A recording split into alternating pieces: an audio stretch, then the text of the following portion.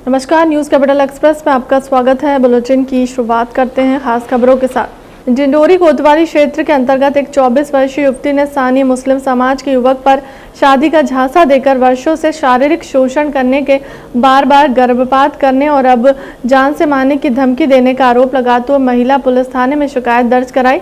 पीड़ित युवती मीडिया को दिए बयान में महिला पुलिस थाना की कार्रवाई से संतुष्ट नहीं होना बताया। कहना है कि रिपोर्ट और दर्ज कराए के लगभग एक सप्ताह होने जा रहा है, किंतु पुलिस ने दुलमुल रवैये के चलते अभी तक आरोपी के खिलाफ कोई ठोस कार्रवाई नहीं की गई, जिसके कारण आरोपी उसके सहयोगी परिजन खुलेआम घूम रहे हैं। पीड़ित ने पुलिस अधीक्षक को दिए आवेदन में लिखा है, ना गई, मेरे को बस 3 से 4 दिन हो गए नचा रहे हैं, कहीं आ जाओ वहाँ जाओ, 5-5, 6 घंटे बैठा के रखते। उसके बाद एक बार उसके घर गए, आधे घंटे तक वहाँ रुका, रुकने के बाद आके कह दिए कि वो नहीं मिला, फरार है करके। फिर मेरी कंप्लेंट दूसरे दिन मेरे को बुलाए, मेडिकल टेस्ट करवाए, फिर मेरे को 4 घंटे बैठा के रखे। उसके बाद क्या कहते हैं कि थोड़ी देर बाद मेरे घर आए, मेरे को कोर्ट लेके गए, कोर्ट में मेरा बयान हुआ। उसके बाद घर आए, क्या बोलते हैं घर का नक्शा वक्शा लिए, उसके बाद चले गए। उसके बाद कोई रिस्पॉन्स नहीं आया। अब हम आज जा रहे हैं, कल मेरे घर आए थे, उसके बाप आए थे, उसके भाई धमकी देने के लिए कि तेरे को मार डालेंगे, ऐसा कर देंगे, वैसा कर देंगे। मेरे बड़े पापा को धमकी दिए हैं, मेरे घर की जो बहनें हैं उनको धमकी दिया गया है। उसके बाद हम महिला थाने में बताने आए तो क्या कहते हैं कि वहाँ वाले में थाने में जाओ, यहाँ पे नहीं होगा करके। इसलिए हम यहाँ पे आए हैं, यहाँ पे लोग कार्रवाई कर रहे हैं। हो गया, मेरे को न्याय चाहिए, बस न्याय दिलाइए। आपके साथ जो शारीरिक शोषण हुआ है वो मतलब शादी का झांसा कैसे दिया गया है कि धर्म परिवर्तन के लिए कहा गया है, क्या बोला? कहा गया था कि तुम मेरे कास्ट में आओगे तो मैं रखूंगा तुमको, मेरे साथ शादी करूँ। तो मैंने कहा मैं हिंदू कास्ट की हूँ, मैं नहीं रखूंगा अपनी कास्ट, आप मैं अपना चलाऊंगी, तुम अपना चलाओ करके मैंने ये भी बोला। तो उसने मना कर दिया और धोखे से अपनी शादी करवा लिया। शादी करने के बाद मैंने कई बार बोला, उसके घर भी गई तो मुझे मारपीट करके भगा दिया गया। आज एसपी साहब से मिली है, आप क्या आश्वासन मिला है? मेरे को बस ये आश्वासन मिला कि उनके बारे में कार्रवाई करें, बस ये बोले गए। बेघर है, घर से 1.5-2 महीने से नदारत कर दी गई। इसकी माँ जो है, बहन, भाई, 2 भाई और एक बहन है, इसकी कोई ध्यान नहीं दे रहे हैं। आप क्या चाहते हैं? मैं इस बच्ची के साथ न्याय चाहता हूँ जो इसके साथ शारीरिक शोषण हुआ है। एक मुसलमान लड़का गलत तरीके से इसके साथ शारीरिक शोषण करके इस लड़की की ज़िंदगी बर्बाद कर दिया है। एसपी साहब से मिले हैं, क्या आश्वासन मिला है? और एसपी साहब के पास में आया हूँ, बच्ची भी आई है, तो आश्वासन तो मिला है कार्रवाई के लिए, मगर परंतु अभी तक कोई कार्रवाई नहीं हुई है। ना ही लड़के को अरेस्ट किए हैं, ना टीआई मैडम तो बहुत हील हवेला करके रखे बैठी हुई है, केवल नाम के लिए है। हम 7-8 दिन से बहुत परेशान हैं, थाने में 3-3, 4-4 घंटा बैठा ले रखते हैं। उसके बाद जैसे तैसे कार्रवाई करने के पश्चात हॉस्पिटल लेके आए एमएलसी के लिए। लगभग 2.5-3 घंटा अपनी ड्यूटी छोड़ करके मैं साफ़ सफाई का काम करता हूँ नगर पंचायत द्वारा कलेक्ट्रेट में। मैं अपना काम धंधा छोड़ के इस बच्ची के साथ हम पति पत्नी दिन भर हम लोगों ने बहुत परेशान होकर एफआई दर्ज जरूर कराए, परंतु जिस तरीके से लड़की ने बयान दी, हमने बयान दिया, उस तरीके से ना ही कार्रवाई की गई, ना ही लड़के को अरेस्ट किया। यदि अगर लड़का नहीं मिला तो कानून तो ये कहता है कि उनके परिवार को किसी को ला करके बैठाल करके कार्रवाई तो करना था। ना तो पिता को अरेस्ट किए, ना ही उसके भाई को अरेस्ट, लड़के को अरेस्ट किए। ये महिला थाने में दर्ज हुए अपराध, जिसमें पूर्व महिला के द्वारा आरोप लगाए गए हैं कि जो उनके संबंध काफ़ी समय से, लंबे समय से रखे हुए थे और अभी शादी के लिए उसमें मना करने की वाली बात है, जिस पे पुलिस के पास ये शिकायत आई है मेरे पास कि जो आवेदन या जो बयान महिला के द्वारा दिए गए थे फरियादी के द्वारा, उसमें जो भी तथ्य उन्होंने बताया उसमें कथनों में समावेश नहीं है। उससे पुलिस की कार्रवाई से असंतुष्ट होकर उन्होंने आवेदन में मुझे दिया है और मैं उसका परीक्षण करा रहा हूँ। यदि इस तरह की बात आएगी तो निश्चित रूप से कायमीकर्ता अधिकारी के विरुद्ध कार्रवाई की जाएगी। इसमें शादी के लिए धर्म परिवर्तन कराने की भी बात सामने आ रही है। नहीं, धर्म परिवर्तन जैसा तो विषय नहीं आया उसमें, लेकिन यह है कि इसमें अलग अलग धर्म के हैं, उनके आपस में संबंध काफ़ी पहले से है, 2-3 सालों से। इसमें जांच के आदेश दिए सर? हाँ, जांच के आदेश दिए। सर अभी तक इसमें आरोपी के खिलाफ कोई कार्रवाई शीघ्र ही होगी। कल या परसों ही उसमें प्रकरण पंजीबद्ध हुआ है और मैंने उसमें विस्तृत कथन देने के लिए बोला है। पर्यादय के न्यायालय में भी कथन किए जा चुके हैं और उस कथनों के आधार पर उसमें आगे की कार्रवाई की जाएगी। सीएम हेल्पलाइन द्वारा जारी माह मई 2022 की विभागीय ग्रेडिंग में परिवहन विभाग ने पुनः बाजी मारकर लगातार 5वीं बार प्रथम स्थान प्राप्त किया है। परिवहन विभाग के अधिकारियों ने अपने सतत प्रयासों और लगन के द्वारा उत्कृष्ट प्रदर्शन करते हुए पुनः प्रथम स्थान प्राप्त करने में सफलता अर्जित की है। राजस्व और परिवहन मंत्री गोविंद सिंह राजपूत ने कहा कि विभागीय अधिकारियों और कर्मचारियों द्वारा सीएम हेल्पलाइन के प्रकरणों के निराकरण हेतु जो लगातार मेहनत और प्रयास किए जा रहे हैं वह तारीफ काबिल है। साथ ही विभाग की इस गौरवपूर्ण उपलब्धि पर विभाग के सभी अधिकारियों और कर्मचारियों को बधाई और शुभकामनाएं प्रेषित की। केंद्रीय वित्त मंत्री निर्मला सीतारमण जी को धन्यवाद दिया इसलिए कि मध्य प्रदेश को 1055 करोड़ रुपए का इंसेंटिव इस साल भारत सरकार ने दिया।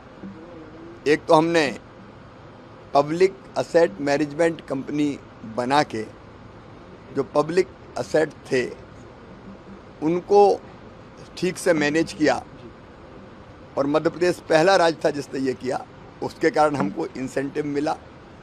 उसके साथ साथ डिस इन्वेस्टमेंट कंपनियों के माध्यम से जो हमने किया उसके कारण मध्य प्रदेश को इंसेंटिव मिला। पैसे 1055 करोड़ रुपया भारत सरकार से हमको इंसेंटिव मिला। हमने पब्लिक असेट मैनेजमेंट के लिए एक एसपीवी बनाई है। तो जब सरकारी कंपनी, सरकारी विभाग जब असेट मैनेज करने का काम करता है तो कैपिटल गेन टैक्स नहीं लगता था, लेकिन अलग से अगर आप कंपनी बना के करते तो अलग से कैपिटल गेन टैक्स लगता है। तो मैंने माननीय वित्त मंत्री जी से आग्रह किया कि अगर हम अलग से कंपनी बना के कर रहे हैं तो भी अपनी नीति के अंतर्गत ही कर रहे हैं, इसलिए कैपिटल गेन टैक्स ना लगे, ये मैंने प्रार्थना की। हमारा प्रिक्योरमेंट के आप जानते हैं कि मध्य प्रदेश गेहूँ प्रिक्योर करता है, चावल प्रिक्योर करता है, बाकी चीज़ें भी प्रिक्योर करके हम भारत सरकार को देते हैं, भारत सरकार के लिए करते हैं। उनके कई क्लेम थे जो सेटल नहीं हुए थे क्योंकि 2-3 साल लग जाते जब हम खरीद के सार्वजनिक वितरण प्रणाली के माध्यम से बांट देते हैं, उसके बाद वो सेट होते हैं। तो मैंने आज पीयूष जी से ये आग्रह किया कि हमारे लगभग 6000 करोड़ रुपए के कई साल पुराने क्लेम पेंडिंग है और वो दोनों सरकारों में कई बार वहाँ से बिल भेजते हैं, सेटल करने का चक्कर रहता है, तो उस पर हमारी चर्चा हुई। एक मूंग मध्य प्रदेश में बहुत अच्छा पैदा हुआ है, ग्रीष्मकालीन मूंग। तो हमने आज केंद्रीय कृषि मंत्री जी भी आ रहे हैं, अभी ग्वालियर से रास्ते में हैं, उनसे भी मैं मिलूँगा। मूंग को हमको किसान से खरीदना है और उसके लिए वो अनुमति दें, इसका आग्रह कृषि मंत्री और खाद्य मंत्री दोनों से आज मैंने किया है। उस पर फैसला होना है, जब नरेंद्र सिंह जी आ जाएंगे तो उस दिशा में कुछ आगे बढ़ेंगे। ऐसे अनेकों मध्य प्रदेश के जनहित के मामले थे जिनमें दोनों माननीय मंत्रियों से मैंने बैठक। एमपीपीएससी में कश्मीर को लेकर पूछा गया विवादित सवाल। एमपीपीएससी में पूछा गया था सवाल, क्या भारत को कश्मीर को पाकिस्तान को दे देना चाहिए, निर्णय कर लेना चाहिए। सवाल के जवाब में 2 तर्क दिए गए। पहला, हाँ, इसमें भारत का बहुत सा धन बचेगा। दूसरा, नहीं, ऐसे निर्णय से इसी तरह की और भी मांगे बढ़ जाएंगी। रविवार को हुई एमपीपीएस की एग्जाम एक इस मामले पर चिकित्सा शिक्षा मंत्री सारंग ने कहा कि दोषियों के खिलाफ कड़ी कार्रवाई की जाएगी। देखिए, कांग्रेस को तो केवल राजनीति करना है।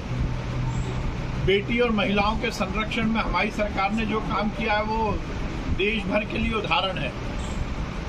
कांग्रेस ये तो बता दे कि सरला मिश्रा हत्याकांड किसकी सरकार में हुआ था। वो ये तो बता दे कि नैना साहनी किसके द्वारा जलाई गई थी। वो ये तो बता दे कि कांग्रेस के नेताओं पर जो महिलाओं के उत्पीड़न के आरोप लगे उसके बारे में कांग्रेस का क्या कहना है। हर विषय पर राजनीति करना उचित नहीं है। तो योग आयोग तो गठन की बात कर रहे हैं मुख्यमंत्री चौहान साहब ने कह रहे हैं कि देश के तमाम जो स्कूल है वहाँ पे योग कराया जाएगा, मदरसे भी कहते हैं अंदर में आएंगे। देखिए, माननीय मुख्यमंत्री जी तो मैं बधाई दूंगा कि उन्होंने योग के संरक्षण के लिए, योग को और आगे बढ़ाने के लिए योग आयोग बनाने की घोषणा की। हमारे देश के यशस्वी प्रधानमंत्री जी के माध्यम से दुनिया भर में योग को स्वीकारोक्ति मिली है और आज हम सब ने योग दिवस के रूप में मनाकर स्वयं को स्वस्थ रखने और समाज को स्वस्थ रखने का संकल्प लिया। अभी आयोग बनेगा और संपूर्ण व्यवस्थाएं बाद में इसकी जानकारी दी जाएगी। कांग्रेस, देखिए कांग्रेस की लिस्ट उठाकर देखिए आप, कांग्रेस की लिस्ट में केवल अपराधी हैं। आज बड़े बड़े बयान देने वाले कांग्रेसी बताएं तो कि आपके लिस्ट में इतने अपराधियों को आपने टिकट क्यों दिया? कोरोना के मामले बढ़ रहे हैं लगातार। देखिए कोरोना के मामले में मध्यम गति से ही बढ़ रहे हैं, पर हमारी सरकार पूरी चैतन्य है और पूरी तरह से इस बात को हमने संज्ञान दिया हुआ है। वैक्सीनेशन पर हम बहुत तेजी से काम कर रहे हैं और वैक्सीन के माध्यम से ही कोरोना का संक्रमण रोका जा सकता है, इसलिए वैक्सीन पर हम काम कर रहे हैं। इस बात की जांच होगी कि इसके लिए दोषी कौन है, उस पर कार्रवाई भी की जाएगी। निश्चित रूप से ये आपत्तिजनक है और ये सुनिश्चित भी किया जाएगा कि इस तरह की पुनरावृत्ति ना हो। इसलिए किसी भी तरह के प्रश्न पत्र बनाने की और उसके परीक्षण की एक प्रक्रिया अपनाई जाएगी। जिस व्यक्ति ने ये क्वेश्चन पेपर तैयार किया, जांच के बाद कार्रवाई भी है। काफी में ऐसा क्योंकि प्रश्न पत्र बनता है, जांच के बाद सामने आता है, तो कितने लोगों इसमें टीम होगी? इसीलिए ये सुनिश्चित किया जाएगा कि ऐसी पुनरावृत्ति ना हो। सेना में भर्ती लाई गई अग्निपथ योजना को लेकर देश भर में प्रदर्शन थमने का नाम नहीं ले रहा। युवा इस योजना के खिलाफ प्रदर्शन कर रहे हैं। उसी बीच भारतीय एयरफोर्स की रिटायर्ड विंग कमांडर अनुजा आचार्य ने भी योजना को लेकर सवाल खड़े किए हैं। रिटायर्ड विंग कमांडर अनुजा आचार्य का मानना है कि केंद्र सरकार द्वारा लाई गई मिशन अग्निपथ योजना के 2 स्टेप होना चाहिए। योजना से दोहरा फायदा होना चाहिए, एक युवा और दूसरा सेना के, मगर इससे दोनों को कोई फायदा नहीं है। उन्होंने कहा कि सेना के लिए इस योजना का फायदा इसलिए नहीं है क्योंकि मिशन अग्निपथ की निरंतरता नहीं है। हूँ अपनी बात को कि हमारे यहाँ छोटे से छोटा 4 पेज का डॉक्यूमेंट अगर हम स्टेटमेंट ऑफ केस बनाते हैं या स्टैंडर्ड ऑपरेटिंग प्रोसीजर बनाते हैं तो हम उसकी स्ट्रेंथ, वीकनेस, अपॉर्चुनिटी और थ्रेट, यानी कि उसकी मजबूती, उसके अवसर, उसको खतरे, ये सारी चीज़ों को तौलते हैं। इसे हम स्वॉट एनालिसिस कहते हैं, आप ये शब्द से परिचित हैं। तो ये उसमें नहीं हुआ है और उसी का कारण है कि पहले ही 2 दिन के अंदर इसमें पैबंद लगना शुरू हुए और पीछे से इसमें 10% ये करेंगे, 10% वो करेंगे। और जबकि आप मध्य प्रदेश के लोग जानते हैं कि वर्दी नाम का एक संगठन इसीलिए लड़ रहा है कि जो 10% आरक्षण पुलिस कांस्टेबल की भर्ती में था वो सरकार ने नहीं दिया है और उनको हाईकोर्ट जाना पड़ा है। तो 10% वाले जुमले को हम एक तरफ रखें।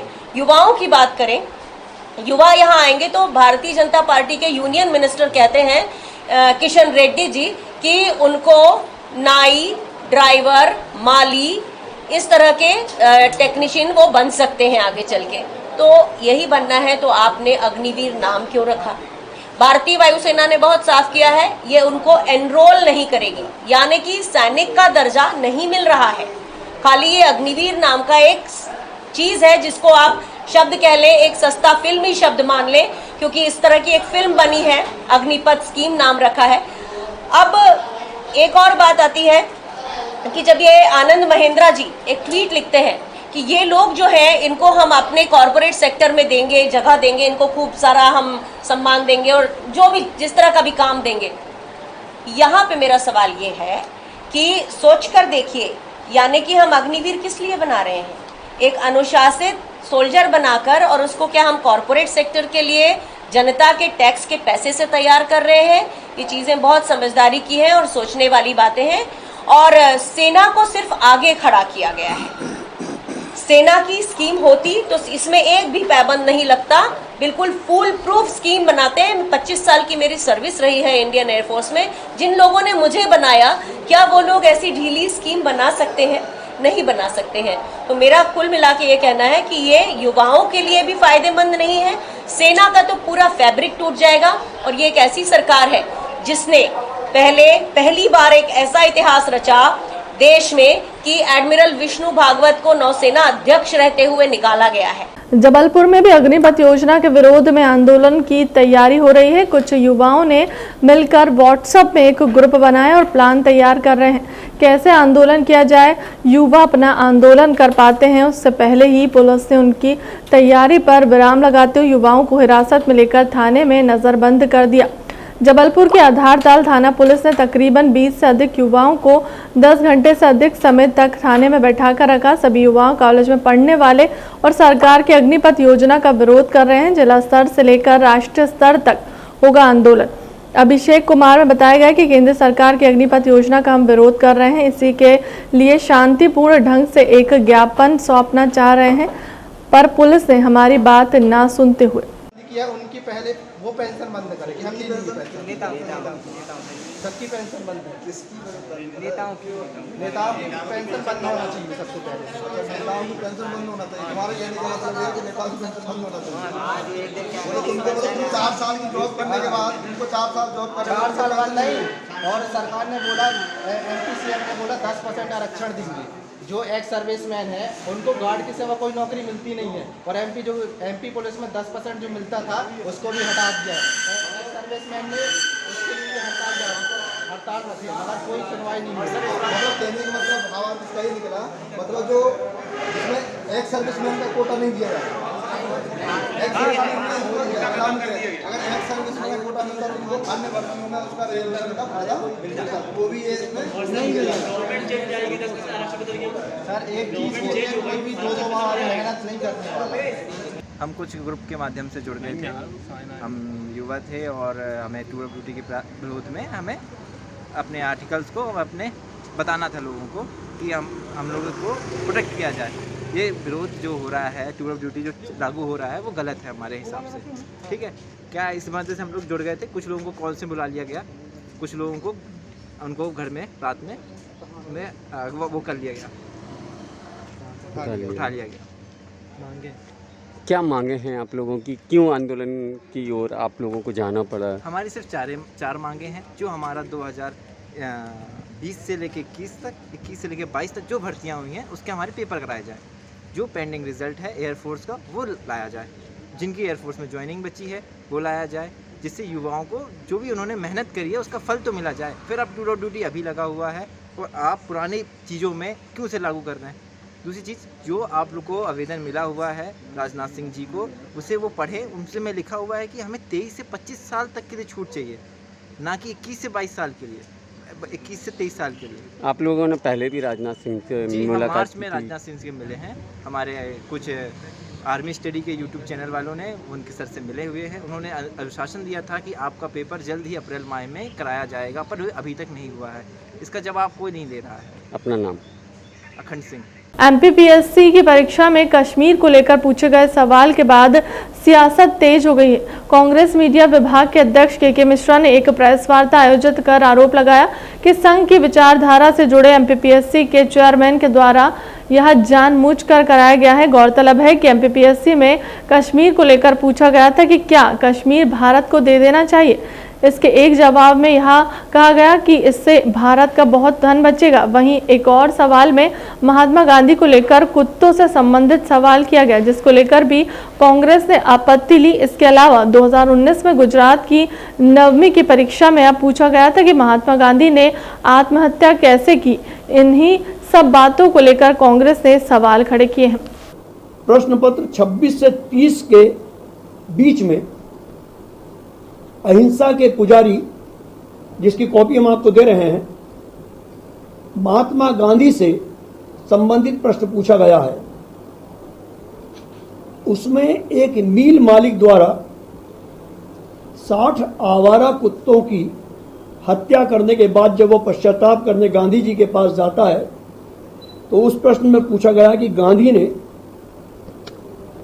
उसके निर्णय को उचित बताया था, यानी उन 60 श्वान की हत्या को गांधी ने उचित बताया था।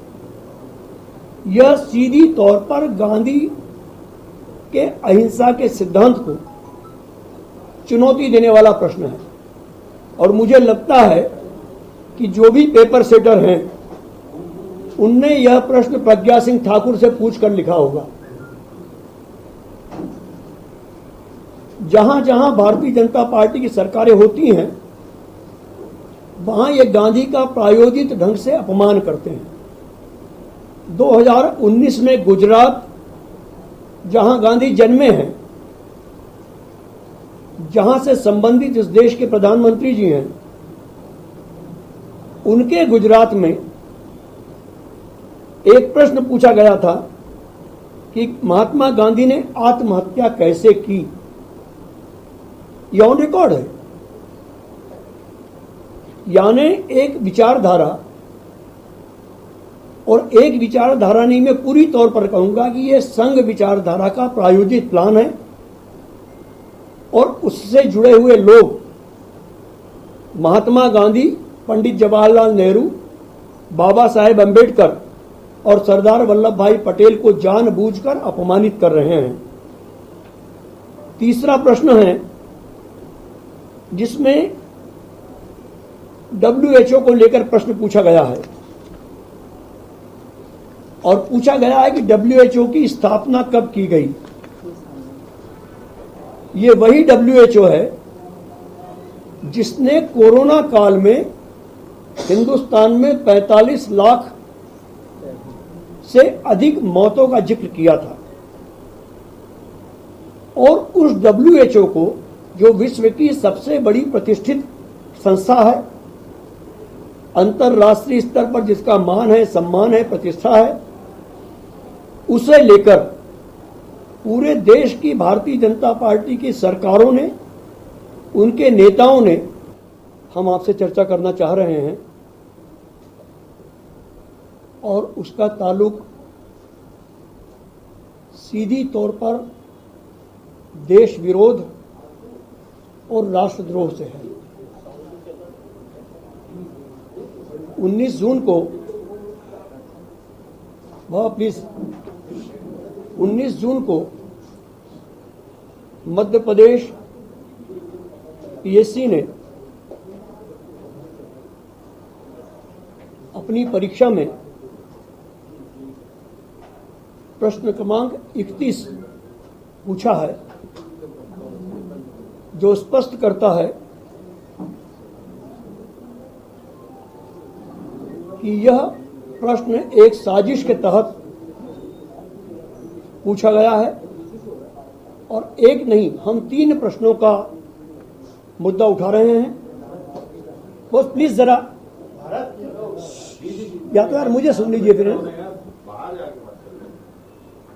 तो लिंक टूट जाती है। उनके समर्थन से यह प्रश्न पूछे गए हैं तो भी स्पष्ट हो, और यदि नहीं पूछे गए तो उनके खिलाफ राष्ट्रद्रोह का मुकदमा दर्ज हो और PSC चेयरमैन तत्काल प्रभाव से इस्तीफा दें या सरकार उनसे इस्तीफा ले। क्योंकि पिछले 17 सालों में जितने भी PSC चेयरमैन हुए हैं वो राष्ट्रीय स्वयंसेवक संघ की पृष्ठभूमि से आते हैं। सीधी तौर पर उनका इन्वॉल्वमेंट संघ से रहा है। संघ के ही इशारे पर बाद में उन्हें UPSC तक पहुंचाया गया है, चाहे चेयरमैन बनाकर या डायरेक्टर बनाकर। तो यही PSC है जिसमें व्यापम जैसी घटनाएं भी घटित हुई है। हम ही लोगों ने उठाया था और आप लोगों ने छापा था। तो यह PSC संघ विचारधारा का एक अड्डा बन चुकी है। राष्ट्र विरोधी हरकतें, देश को बदनाम करने की हरकतें वहां से होती हैं, वहां से संयोजित होती हैं और सच्चे भारतीय की आत्मा को ठेस पहुंचाने वाले प्रश्न पूछे जाते हैं। खजुराहो में योग दिवस पर आयोजित कार्यक्रम लाइव बीजेपी प्रदेश अध्यक्ष और खजुराहो सांसद विष्णुदत्त शर्मा भी मौजूद रहे। अंतर्राष्ट्रीय योग दिवस के अवसर पर भारत के लोकप्रिय प्रधानमंत्री और विजनरी व्यक्तित्व माननीय नरेंद्र मोदी जी के नेतृत्व में पूरी दुनिया ने आज योग दिवस को मनाया है। आज़ादी के अमृत महोत्सव के पावन पर्व पर माननीय प्रधानमंत्री जी ने 75 स्थानों पर, जो देश के महत्वपूर्ण स्थान हैं, विश्व धरोहर हैं, उन 75 स्थानों पर भारत के अंदर आज विशेष तौर पर योगा दिवस का आयोजन हुआ। मैं माननीय प्रधानमंत्री जी का हृदय से धन्यवाद करता हूं कि मेरे संसदीय क्षेत्र खजुराहो में जो वर्ल्ड हेरिटेज हमारा जो खजुराहो है उसमें भी उन 75 स्थानों में एक स्थान खजुराहो को मिला। साथ ही मैं इस अवसर पर कहना चाहता हूं कि माननीय प्रधानमंत्री जी ने भी अपने उद्बोधन में कहा योग और आध्यात्म का एक संगम है। मैं खजुराहो के बारे में कहता हूं कि खजुराहो योग, आध्यात्म और संस्कृति का एक त्रिसंगम है और आज यहाँ पर हमने योगा दिवस के अवसर पर योग करके हमारे हजारों विद्यार्थियों ने माननीय प्रधानमंत्री और योगाचार्यों से आज ये संदेश लेकर के अपने जीवन को सुखी समृद्ध बनाने के लिए योग हमारे जीवन के लिए सबसे ज़्यादा महत्वपूर्ण है। सुख, शांति और वैभव के लिए भी योग महत्वपूर्ण है। दुनिया सर्वे भवन्तु सुखिनः के मंत्र पर सभी लोग सुखी बने, पूरी दुनिया सुखी बने, ये मंत्र भारतीय संस्कृति ने दिया है और उस संस्कृति में, उस मंत्र में योगा ही उसका द्योतक है। इसलिए मैं माननीय प्रधानमंत्री जी को, जो इस देश नहीं दुनिया का विजनरी व्यक्तित्व हैं, उन्होंने भारतीय संस्कृति का परचम पूरी दुनिया के देशों के अंदर जो फहराया है, मैं तो कहता हूं कि भारत के इतिहास में किसी भी काल के अंदर अगर इस प्रकार का विजनरी नेतृत्व रहा है तो माननीय नरेंद्र मोदी जी ने भारतीय संस्कृति की स्थापना दुनिया के अंदर की है। आज हमें बड़ा गर्व है कि हमने खजुराहो के अंदर, अपने पूरे मध्य प्रदेश में, पूरे देश के अंदर, दुनिया के अंदर आज योग दिवस के अवसर पर हम सब ने संकल्प लेकर के योग के माध्यम से आध्यात्मिक शक्ति और अपने आप को शक्ति संपन्न बनाकर हम सुखी और वैभव की ओर बढ़ें, यही कामना के साथ मैं पुनः एक बार सबको शुभकामनाएं। भाई साहब, एक चीज आपने बताया आध्यात्मिक टूरिज्म से जोड़ना चाहिए खजुराहो को। मेरे तो पूरे प्रयास है। मैंने आयुष ये जो आज का जबलपुर से जहां अल मदीना हज उमरा टूर्स द्वारा आगा गेस्ट हाउस बड़ी ओमती में हज प्रशिक्षण शिविर का आयोजन किया, जहां मुफ्ती आजम मध्य प्रदेश मौलाना हामिद अहमद कादरी और मुफ्ती नईम अख्तर साहब के मुख्य में प्रशिक्षण का कार्यक्रम शुरू किया गया। मौलाना ने समस्त हज यात्रियों को सफलता की दुआ और मुबारकबाद दी। वहीं उपस्थित हजियों को मौलाना के हाथों गिफ्ट आइटम और आवश्यक सामग्री वितरित की गई और हाजी मुश्ताक अहमद छद्दी द्वारा हाजियों को हज यात्रा की महत्वपूर्ण जानकारी दी गई। आज 19 जून बरोज़ इतवार इन बुज़ुर्गों की दुआओं से, आलिम दीन की दुआओं से अल मदीना हज उम्रा ज़ियारत टूर्स का एक शिविर बड़ी ओमती आगा चौक के बाजू में लगाया गया, जिनमें तमाम हुज्जाज इकराम ने शिरकत की और हमारे बुज़ुर्ग हज़रत अल्लामा मौलाना अलहाज कौसर रब्बानी साहब और मुफ्ती मोहम्मद हामिद साहब और हमारे मुफ्ती नईम अख्तर साहब मिसबाही साहब इस प्रोग्राम में तशरीफ़ लाए, हमारे टूर को रौनक बख्शी और हमारे हुज्जाज कराम को कुरान और शरीयत की रोशनी में हिदायतें दी और दुआएं भी की कि अल्लाह ताला हमारे शहर जबलपुर, हमारे हिंदुस्तान, बल्कि जहाँ जहाँ भी लोग हैं, मुसलमान हैं और पूरे मुल्कों के लिए ये दुआएं की कि अल्लाह ताला अपने हबीब पाक के सदक़े में और इन हाजियों की दुआओं के सदक़े में अमन और सुकून अता फरमाए। आमीन। आपका नाम बताएं। मेरा नाम, मैं एक खादिम हूँ। अल मदीना हज उम्रा ज़ियारत टूर्स का खादिम मुश्ताक अहमद उर्फ सिद्दी के नाम से जाना जाता हूँ। अल्लाह ताला हमारी इस खिदमत को कबूल फरमाए और ईमान के साथ ख़ात्मा करे। हमारा जो फरमाया वो बिल्कुल हक़ और सही है और टूर का नाम अल मदीना हज टूर, हाजी मुश्ताक साहब सिद्दी, उनके दोनों बेटे हज में जा रहे हैं हाजियों की खिदमत के लिए। अल्लाह की बारगाह में दुआ करता मौला तबारक व तआला इस जो है काम को, इस हज को अल्लाह पाक कबूल फरमाए। जितने भी हाजी जाए अल्लाह सब के हज को कबूल फरमाए, उनके सदक़े में अल्लाह हर ईमान वाले को हज की शहादत नसीब फरमाए। अस्सलाम वालेकुम। आपका शुभ नाम? मोहम्मद सिराजुल हसन कादरी, इमाम जामा मस्जिद बड़ी ओमती जबलपुर। फिलहाल के लिए अब तक की खबरों में इतना ही। देश दुनिया की तमाम बड़ी खबरों के लिए बने रहे हमारे चैनल के साथ। नमस्कार।